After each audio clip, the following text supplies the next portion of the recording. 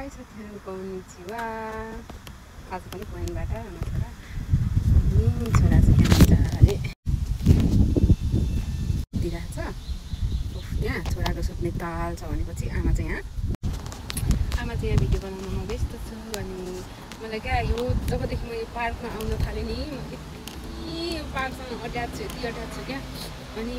जब मलाई अलिकति गाह्रो हुन्छ अनि अलिक स्ट्रेस जस्तो हुन्छ नि तब म यो कुदेर चाहिँ म यो पार्कमा आउने गर्छु क्या यो चाहिँ आजकल मात्रै होइन मेरो चाहिँ यो आउन लाग्यो 2-3 वर्ष भइसक्यो पार्कमा चाहिँ क्या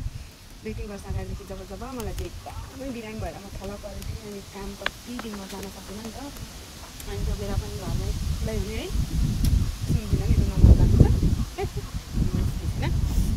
हो त्यो दिनहरूमा क्या जब म हिँड्न सक्ने भएँ अनि त्यस पछाडि चाहिँ म यहाँ आउँथेँ क्या यस्तै आएर यो पार्कमा यस्तो बस्थ्यो स्ट्रेस नै आउट हुन्थ्यो क्या पार्कमा आएर बसेपछि त्यस्तै हुन्छ क्या अलिक पनि म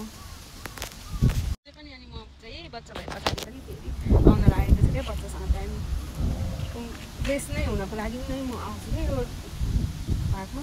अहिले त आज त कोही मान्छेहरू पनि रहेछ आज त आइतबार हुन त है अन्त त शनिबार आइतबार कति धेरै मान्छेहरू हुनुहुन्छ आज त भन्दा रहेछ दामीको हावा आउँछ अनि कति हरियाली छ क्या रुखहरू धेरै चाहिँ अब त बुढा हुनु भइसक्यो है रुखहरू पनि बुढो भइसक्यो तै पनि मलाई यहाँ आएपछि यति आनन्द फिल हुन्छ नि रुममा बस्दा यस्तो दिमाग ह्याङ भइरहेको छ भने पनि यो पार्कमा आएर यत्तिकै बसेँ भने अनि मलाई कस्तो फ्रेस हुन्छ अनि मजाले आउँछु त्यही भएर पनि म प्रायः चाहिँ यो पोइन्टबाट भिडियो बनाउँछु है यो मेरो चाहिँ स्ट्रेस रिलिफ गर्ने ठाउँ हो यो पार्क चाहिँ बाई बाई अनि तपाईँहरूको चाहिँ त्यस्तो स्ट्रेस रिलिफ गर्ने केही ठाउँहरू छ कि छैन होला त सेयर गर्नु है त बाई बाई